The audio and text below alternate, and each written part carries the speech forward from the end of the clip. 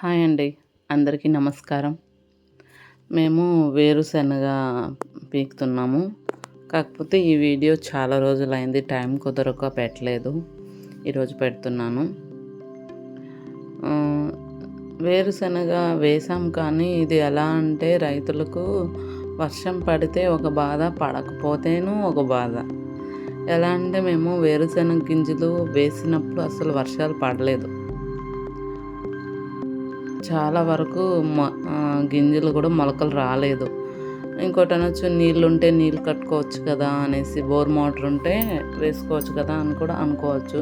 కానీ వేసుకోవచ్చండి. వేసుకున్నాక మళ్ళీ వర్షం పడిపోయిందనుకోండి, మళ్ళీ మొత్తం చెట్లు చనిపోతాయి. కాబట్టి వర్షాల కాయలు కాబట్టి వర్షానికే పండుతాయన్నమాట.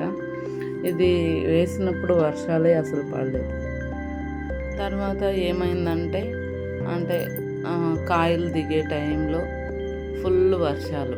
అప్పుడైతే వర్షాలు అసలు గ్యాపే లేదు. ప్రతిరోజు వర్షాలు. ఆ మధ్య పడాయి కదండీ ప్రతిరోజు వర్షాలు. అలా ప్రతిరోజు వర్షాలు పడటం వల్ల చెట్టు పెరిగిపోయింది. కాయలు లేవండి. ఒక 4, 5 కాయలు తప్ప. ఒక్కొక్క చెట్టుకి 5 కాయలు, 10 కాయలు తప్ప దానిపైన ఎక్కువ సరిగ్గా ఊరలేదు. ఉన్న కాయలు కూడా కాయ నిండా గింజలు లేవు. అంతా సొత్త గింజలు మాదిరిగా చిన్న చిన్న గింజలు అనమాట. మేము మొత్తానికి 3 రోజులైంది. 3 రోజులు 10 మందిని మనుషులు పెట్టుకొని వలిపించాము. మా కష్టం, నేను, మా వారు, మా బాబు, మా తాత, మా కష్టం కాకుండా కూలోళ్ళకి అంటే పనిచేసే వాళ్ళకి 30 మంది అండి. చూసారా అసలు కాయలే లేవు చెట్టుకి. చిన్న చిన్న గింజలు ఉన్నాయి.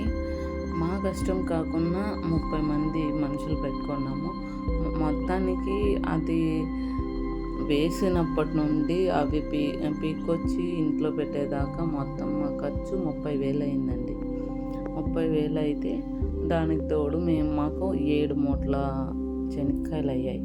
మూటకు 2,000 అన్నా కూడా 7 14,000, 15,000 కూడా అనుకోండి.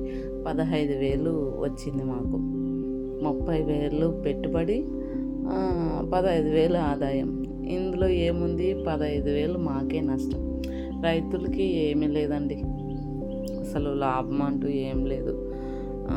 ఈ వర్షాలు పడినా ఒక బాధ, పడకపోయినా ఒక బాధ అని చెప్తూనే ఉంటాను కదా నేను. అలా అన్నమాట. దీంట్లో పెట్టుబడి ఎక్కువ ఉంది కానీ రాబడి ఏమీ లేదండి. కాకపోతే మేము వ్యవసాయాన్ని నమ్ముకున్నాం కాబట్టి కష్టం వచ్చినా నష్టం వచ్చినా మేము చేస్తూనే ఉంటామన్నమాట. అది మా వృత్తి. మేము ఎప్పటికీ మానుకోలేము కూడా. ఏదో ఒకటి ఈ పంటలో వస్తుంది, ఈ పంటలో పోయింది, ఇంకొక పంటలో వస్తుంది, ఒకవేళ ఆ పంటలోనూ పోయింది, ఇంకొక పంటలో వస్తుంది అనే ఆశతో మేము వ్యవసాయం అయితే ఎప్పుడూ చేస్తూనే ఉంటాము. కాకపోతే మీ అందరూ కూడా వీడియోని స్కిప్ చేయకుండా చూసి నా వీడియోని షేర్ చేసి, లైక్ చేసి, సబ్స్క్రైబ్ చేసుకోండి. ఛానల్ని కొంచెం మోటివేషన్ చేయండి.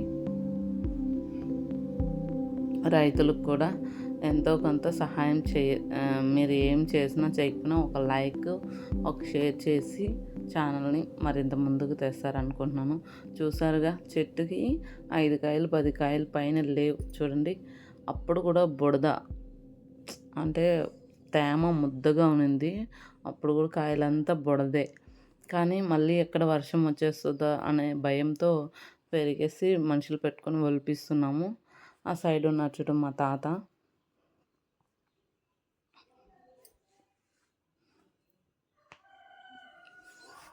అసలు చాలా కాయలు కూడా తెగిపోయాయండి కిందనే. అంటే కిందనే మట్టి తినేసింది. చాలా చెట్లు కాయలు మట్టి తినేసింది. చాలా రోజులైంది వీడియో తీసి, టైం కుదరక పెట్టలేదు. ఇదిగో చూసారా ఆ సైడ్ అంతా మనుషులు పెట్టి వలిపిస్తున్నాము.